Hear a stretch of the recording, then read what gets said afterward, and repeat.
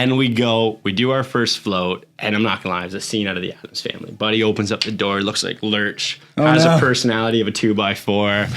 The facility was just so sketchy too, man. Like,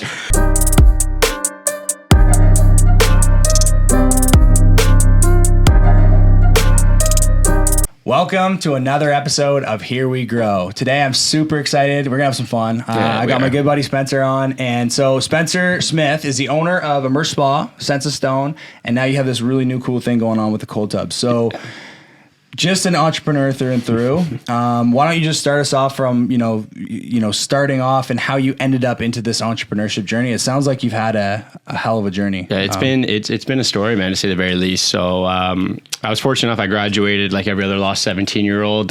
Went into police foundations at St. Lawrence College. Graduated with flying colors in fitness. Everything else I passed, which I got the laminated piece of paper at the end, which is all that matters in police foundations. When I was halfway through college, I started doing sales for fitness equipment, and I loved it, not gonna lie. After I graduated, I started getting into more fitness related business adventures. I had 2 supplement companies, co-owned a boxing gym, trained boxers. Had a blast doing it, but kind of felt at 21, I plateaued a little bit, right? Like you only go so far in an industry with the information you have. So from there, I lucked out. I sold a bunch of fitness equipment to a car sales dealer up in Belleville, Bayview Auto. And right when I got done the deal, I was like, man, like, I want you to come to sales. I want to groom you. Like, I want to teach you how to do this stuff. I'm like, yeah, you know what? Let's put this next on the list. So 21 years old, drove back and forth from Kingston every day, man, selling cars. Like, had a legit good time. Learned a pile about selling, learned a pile about financing, and just generally had a good time. Had a little convertible, lived downtown Kingston, and just had a fun time with it. After about 2 years, usually I find my rotations like 2 years. 2 years, I kind of get like bored or itch, or I'm like, all right, like let's see what's next. What else can I learn? What else can I burn through? Right. So after doing that for 2 years, I kind of had that itch. I was listening to Joe Rogan on my drives up, getting more and more motivated, being like, you know what? Like, there's more in this life. I got to get more done. So I lucked out and started working with Reliance around 23. I was one of the younger sales reps they've ever brought on, doing residential and commercial sales, in and out of houses every day, having a blast, making good money, and all around just like learning about people going into their houses, which you can relate to. Like it's always an adventure. You don't know what you're stepping into. And I love it because you always feel like you're a guest. Like, you always get treated well, you get offered the water and tea, and like you get to see how everyone kind of lives, which is a story on its own. While I was doing that, like I learned a lot about like just like experience sales. I started becoming, like we were talking about, wilderness tour guide, got sponsored up, started a company up in Belleville with a couple buddies of mine, and we take people in through the woods 6-7 days at a time. They're at the portages. Had a bunch of good sponsors, winter camping, and really like learned a lot about experience sales, how to start businesses up. And most importantly, through a lot of these processes, fortunate enough to say it, I learned a lot what not to do. I saw a lot of the mistakes, kept my mouth shut a lot of the time because I'm like, all right, like this is just another lesson in this little chapter of life, and just kept kind of making mental notes on it. That being said, I did learn a lot what to do, what good marketing strategies worked, what people like to see. And the fun part with Reliance is like when I was thinking of starting my own business, you get to test it out with everybody every day. Like, you're shooting the shit with someone at their table, you're getting comfortable, you're having the tea, and then eventually you're like, hey, like, what would you think if I brought this into Kingston? Or what would you think about this experience? What would you want to do for this kind of canoe trip? So I was very fortunate on that. I was always like experimenting in the back of my head, being like, well, let's see what the people think on this, right? So while I was doing commercial sales and residential sales for Reliance, I heard about floating through Joe Rogan, and me and a good buddy of mine at the company went up, and I had my first I went and saw Joe Rogan stand up, which was hilarious. Obviously, it was a good time. And the next day, I'm not gonna lie, I woke up hungover, crusty eyed. We booked our first float, so we're in downtown Toronto. Absolute panic, man. Figuring out how to get there, figuring out if we need swim trunks before, all the same panics that I see a lot of my clients experience on their first floats, which is hilarious. And we do our first float, and I'm not gonna lie, it's a scene out of the Addams Family. Buddy opens up the door, looks like Lurch, has a personality of a 2x4. The facility was just so sketchy too, man. Like, it was a whole scene. I go into my first float, I'm wondering what the hell I'm doing, if I'm doing it right. I'm in there's a train over top, so you're hearing the train go over. So really quickly, can you just interject and say what floating is? Because it's pretty complex. It is.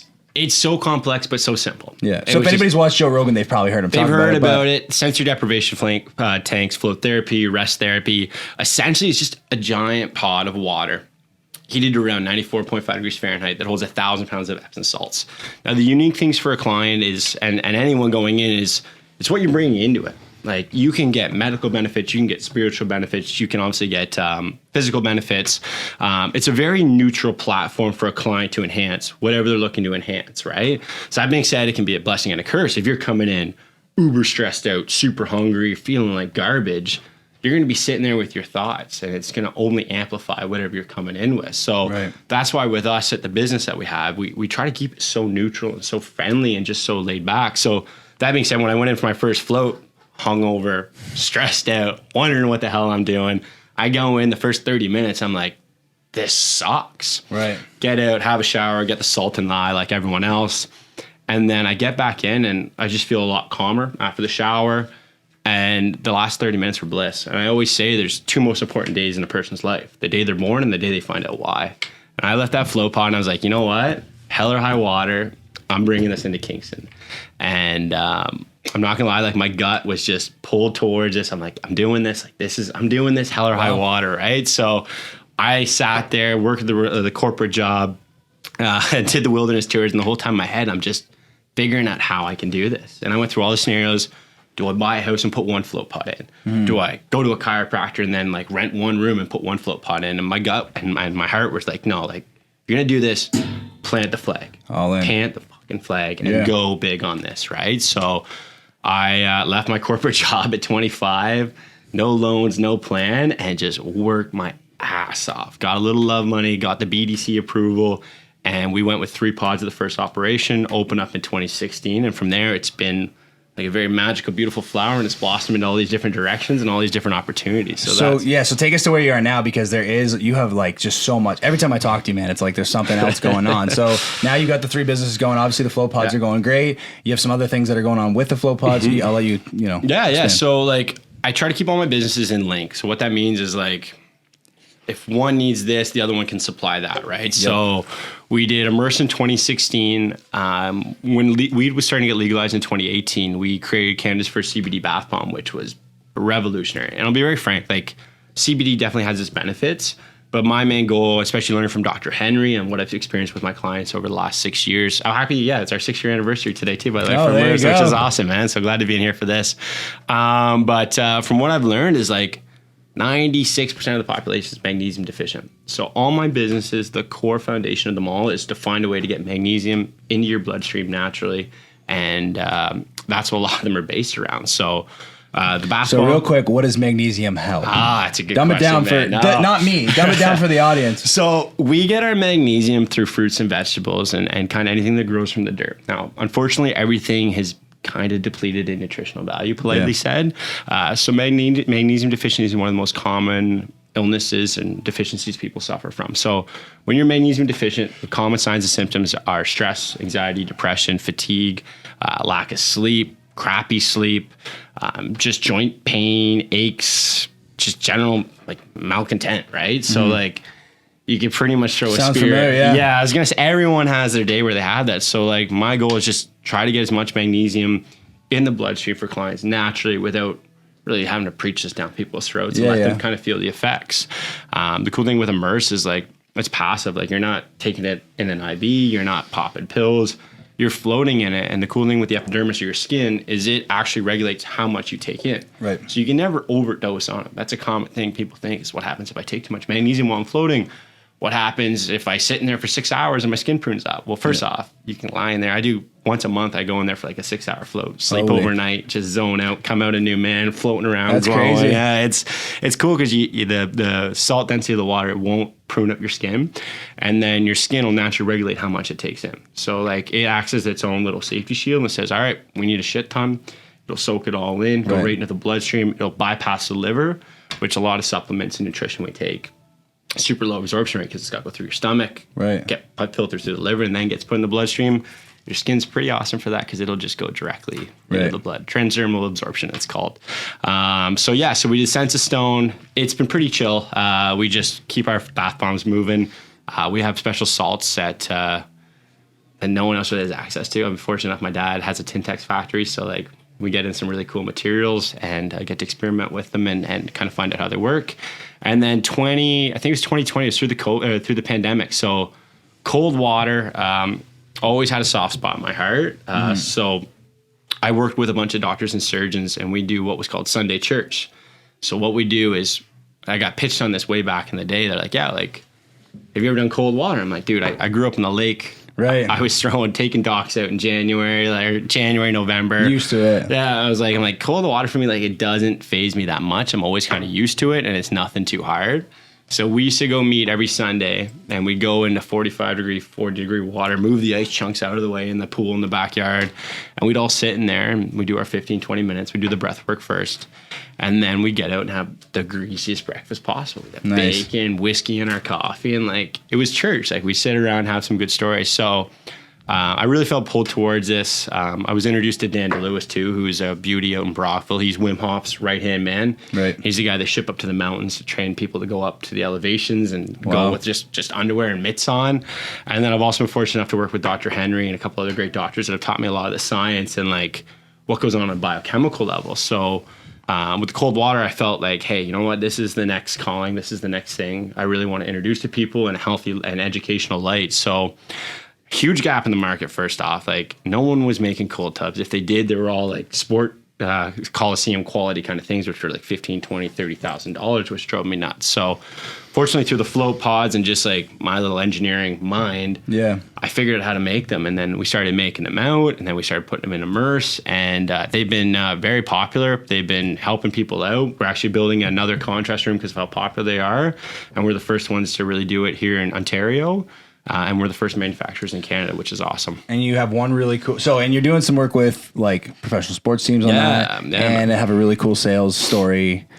Someone in particular that you sold to, right? Yeah. So we have, so I work with a company out in BC that makes these beautiful cedar hot tubs and cedar saunas and stuff like that. So we have a great working relationship, and I've sold him a couple of units, just bare bone units to kind of retrofit out. My goal obviously is just to get the tech out there and make sure people are doing cold water in a safe, reliable format. So I get a call one day, and he's like, hey dude, like, can I get another chiller from you? I'm like, yeah, man, like, what's the story with this one? You seem like you got some excitement. He's like, well, you're going to want this deal. And I'm like, okay, well, I want the deal regardless. Yeah. Well, yeah, I'm interested. He's like, where's it going? He's like, well, it's going to Malibu. It's going to an estate out in Malibu who's owned by Leonardo DiCaprio. So I'm like, oh, hell yeah, man. He's probably got like a 24-year-old model jumping in my cold tub next to me. Like, that's awesome, man. So yeah, like, I've been very fortunate on that. Like, a lot of NHL guys have bought them up. And like me, I'm a weird duck. I don't watch any sports. So whenever I meet pro athletes and stuff, they love me because I'm just like, dude, you're a dude in your battlefield. I'm a dude in my battlefield. Yeah. You're a dude in your battlefield. And I treat them all equal, which they always appreciate. The guys, when I was in London with the tennis guys, like, just happy-go-lucky neutral, man. I don't have any hidden motives with them. I'm not trying to find out who's got a twisted ankle or whatnot, or anything like that. I think they always appreciate that, which is nice. Yeah, that's cool. Yeah. We preach and like go on a lot about the Wolf of Wall Street. Like we do the training here and all that stuff. So it's crazy that like you did business with the Wolf of Wall Street. Yeah, 6 degrees of separation really on that one, right? I like that. So this question just came up to me, like, and this is like something I'm always fascinated to hear about, because I think that entrepreneurs, especially obviously successful entrepreneurs, are kind of like bred a little bit differently. And however that happens, I don't know. But, you know, and I feel like I'd like to think that I'm the same way, which is everything that you talked about in your story.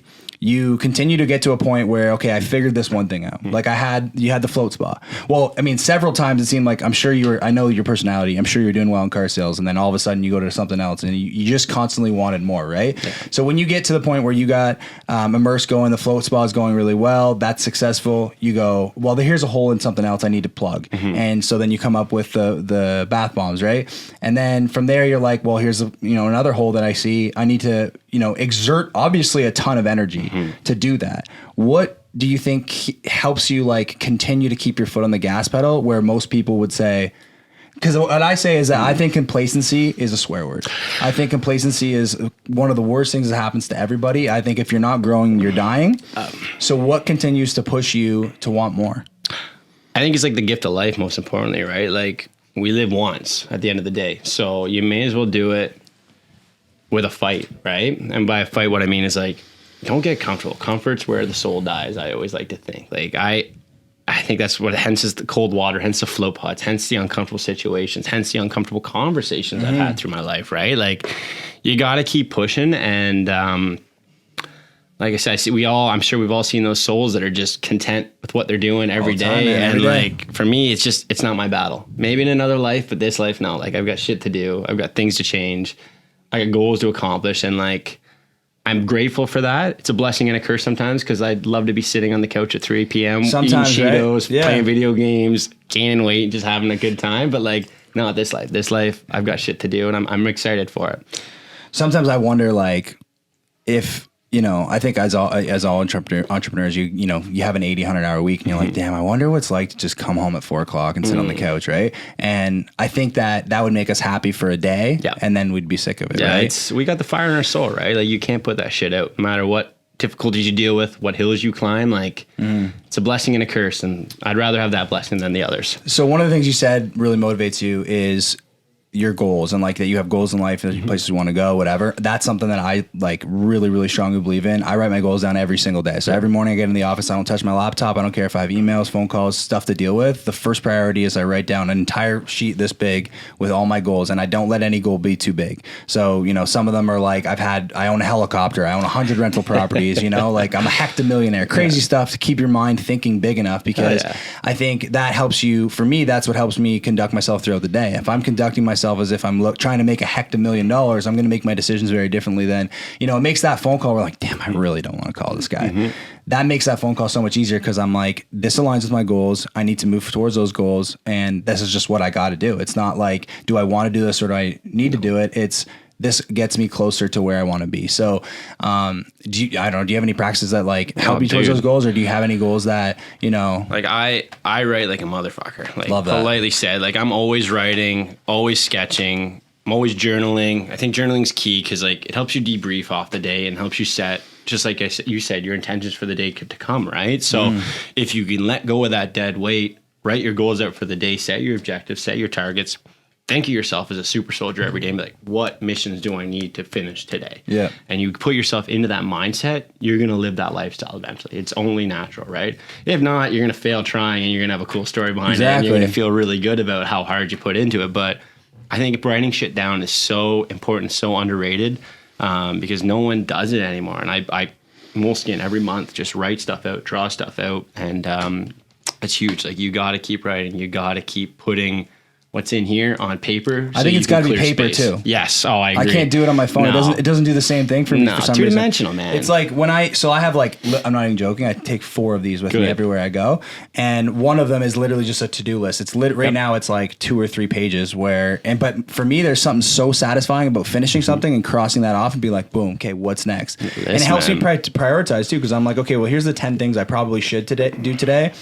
Just to make it easier, here's the 2 things I'm going to do in the next hour. These are the top 2 things, most priority, high A level activities that I need to do. So one of the things I want to talk about today too is I find that every entrepreneur has to make sacrifices in their life to get, you know, where they want to go.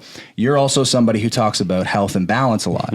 So do you feel like you've been able to keep that health and balance this whole time? Because I, you know, will quickly admit that I had to make a lot of sacrifices with my family life, not being present around my home, and like, honestly, my health. Like, I was not going to the gym. I was not looking after myself. And I had somebody tell me one time from our office here, he said, you have this list of priorities, and they're numbered often, like we were just talking about. So you got 1, 2, 3, whatever. He goes, health is number 1. Everything else is 0. Because if you don't have number 1, if you don't have your health, you don't have anything else. Done.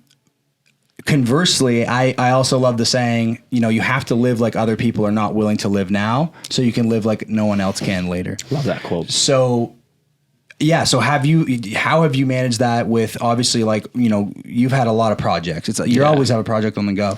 Do you feel like you've done a good job of that, or do you feel like you've had to make some big sacrifices in your life to get where you are? I've definitely made my sacrifices. Like, I could bullshit you an answer and say everything's sunshine and rainbows, and like I'm sitting up on a mountaintop every Saturday floating around with rocks, right? But no, like, That's the answer we'd expect from the yoga flow guy. So I want to hear the. No, man. Like, I'm human, buddy. Like, I've had more than enough sacrifices. I've lost a lot of good friends, a lot of good business partners for my goals. Obviously relationships, like, I love them, but on the same note, like, I know what I need to laser in on. I have my timeline for my personal goals, right? So I think the biggest thing with whatever you've got and whatever you're trying to balance at any set time is, there's a good quote about the animal kingdom.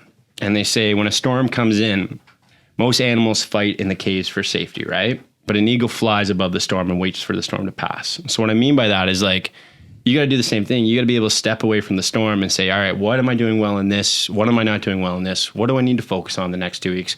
What do I need to sacrifice in my business life to make sure my personal life's okay and everything else under the sun? So I don't think people can have it mastered per se, but I feel like at our age, like, I'm 32, you're in your late 20s, I assume. Yep. I think we're always learning on that. And I think it's very important to have resources like each other where, hey, we can meet for a drink or see each other out and be like, you know what? Hey, it's good to see you out. It's good to see you balancing like this. And, like, we're always learning on that. There's no answer, because the sacrifices are always going to be there, especially for how big the goal is, especially for what chapter you have going on. If you're building out, like, when we're building out another location, like, I was working 12, 14 hours a day.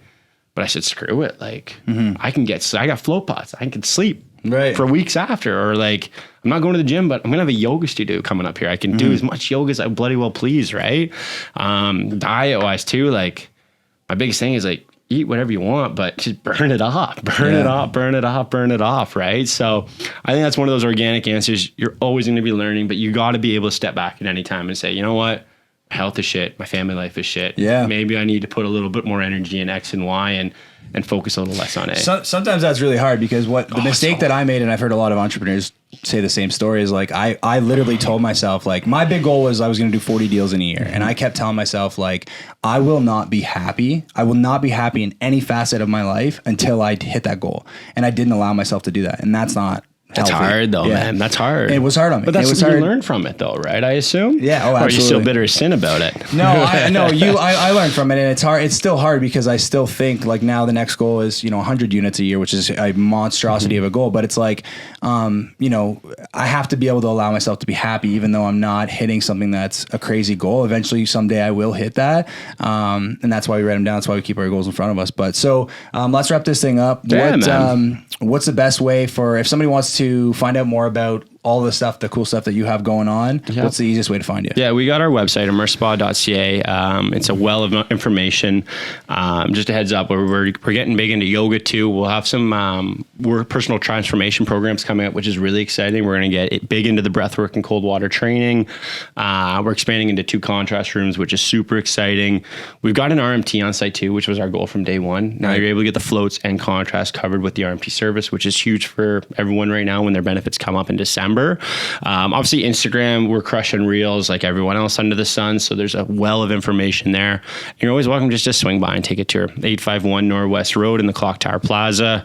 We've got 4,000 square feet of beautiful space, full yoga studio, float pods, contrast, clinical counseling, everything under the sun for health and wellness. So usually we wrap this episode off by saying, here we grow. That's kind of the, the theme of the episode. But you said 2 really good quotes. I wanted to circle back on. I wrote them down. One of them gave me goosebumps. You said, I believe that everybody has the day they were born and the day they find out why. That absolutely moved me. And the other one is, which we see eye to eye on, is comfort is where the soul dies. Yeah. I appreciate you coming on, buddy. Hey, man. Always an honor, buddy. Thank you kindly, Pat.